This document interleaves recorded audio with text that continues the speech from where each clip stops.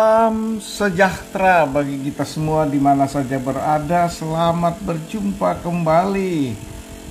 Rabu tanggal 2 Oktober 2024. Hari ini kita bersyukur kepada Tuhan karena kasih setia Tuhan menyertai kita.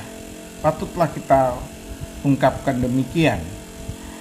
Bacaan kita untuk renungan pagi santapan harian mengangkat judul Setia di Jalur Misi Kristus lewat bacaan Matius 18 ayat 6 sampai 9. Dan kita akan renungkan tema ini, setia di jalur misi Kristus. Namun sebelum itu kita akan berdoa sebelum membaca firman Tuhan. Kita berdoa, Tuhan, kami bersyukur dengan segenap hati, jiwa dan akal budi kami atas segala kemurahan Tuhan yang terus berlangsung dalam hidup kami. Bahkan pagi di bulan Oktober ini, minggu pertama, Tuhan perkenankan lagi kami untuk membaca firman Tuhan dan untuk hidup hari ini. Tolonglah kami dengan kuasa Roh Kudus untuk memahami firman Tuhan, dan ketika kami membaca firman-Mu, maka terbukalah hati dan pikiran kami oleh kuasa Roh Kudus. Kami berdoa, Tuhan, ampuni kami demi Kristus Yesus kami berdoa. Amin. Saudara, bacaan firman Tuhan Matius 18 ayat 6 sampai 9, dan saya membaca edisi yang baru Alkitab. Firman Tuhan ke tengah-tengah persekutuan kita pagi ini bersabda, siapa saja yang menyebabkan salah satu dari yang kecil di antara yang percaya kepadaku ini berbuat dosa, lebih baik baginya jika sebuah batu giling diikatkan pada lehernya, lalu ia ditenggelamkan di ke dalam laut. Celakalah dunia dengan segala hal yang menyebabkan orang berdosa. Memang hal-hal itu harus ada, tetapi celakalah orang yang mengadakannya. Jika tanganmu atau kakimu menyebabkan engkau berbuat dosa, penggalah dan buanglah. Lebih baik bagimu masuk ke dalam hidup dengan tangan buntung atau timpang kaki utuh dicampakkan ke dalam api kekal. Jika matamu menyebabkan engkau berbuat dosa, cungkilah dan buanglah. Lebih baik bagimu masuk ke dalam hidup dengan satu mata daripada dengan dua mata dicampakkan ke dalam api neraka. Amin. Terpujilah Kristus. Haleluya.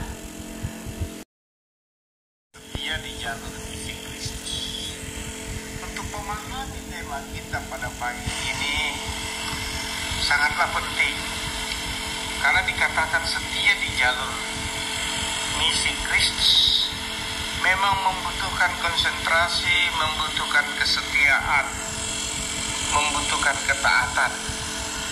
Sebab sebagai misi Kristus, maka kita harus menjaga diri, mewaspadai atau berjaga-jaga. Sebab dikatakan misi Kristus, maka bukan untuk kita, tapi untuk kemuliaan Tuhan. Bagi kita, bagaimana kita mengatakan bagaimana kita menjadi misi Kristus kalau kita bercacat atau kita berdosa, kita melakukan kejahatan di dalam hidup kita, maka kita tidak layak menjadi misi Kristus. Karena itu jalur setia haruslah menjadi pegangan kita. Nah, bacaan kita berbicara kepada murid-murid tentang perilaku mereka, tentang perilaku orang-orang percaya yang mengikut Kristus. Dan Kristus mengatakan kepada kita pada pagi ini, dikatakan di ayat 6, siapa saja yang menyebabkan salah satu dari yang kecil di antara yang percaya kepadaku ini berbuat dosa, lebih baik baginya jika sebuah batu giling diikat pada lehernya lalu ia ditenggelamkan ke dalam laut. Ini memberi hati, memberi sinyal bagi kita bahwa sedikit apapun bagi murid-murid, bagi orang percaya tidak layak untuk menjadi misi Kristus. Karena itu digambarkan harus menjaga kekudusan Allah sebagai orang yang diutus oleh Allah. Misi adalah perutusan. Jadi setia di jalur perutusan Tuhan sangatlah penting bagi kita. Saudara-saudara, kita diutus ke dalam dunia kita yang penuh dengan dosa. Karena kita ketika kita masuk ke dalam dunia, maka kita harus menjaga kekudusan Allah di dalam diri kita. Karena itu dikatakan dengan keras dalam bacaan kita, celakalah ya dunia dengan segala yang menyebabkan orang berdosa. Nah, karena itu kita diutus ke dalam dunia dan menjadi berkat bagi dunia, maka kesetiaan adalah satu kata kunci bagi hidup kita orang percaya. Nah, kita diutus, kita harus setia di jalur misi Kristus. Ya, di mana saja kita berada, di rumah, di kantor, di tempat kerja, kita menjadi misi Kristus dan dibutuhkan kesetiaan. Itu berlaku bagi setiap orang percaya, dimanapun ia beraktivitas, di rumah, di jalan, di kantor, di tempat kerja, di mana saja, ia harus setia di jalur misi Kristus. Masuk ke dalam hidup yang dengan tangan untung dan timpang daripada dengan kedua tangan atau kedua kaki utuh dicampakkan ke dalam api kekal. Ini berarti bahwa jangan sekali-kali berbuat dosa dan tidak mendapat tempat. Karena itu dikatakan buanglah, penggelapnya dibuanglah. Cara dan sikap hidup yang jahat yang menyebabkan kita tidak bisa masuk dalam kerajaan Allah, justru masuk ke dalam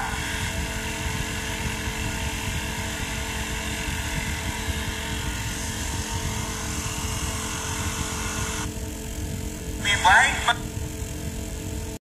Berdoa.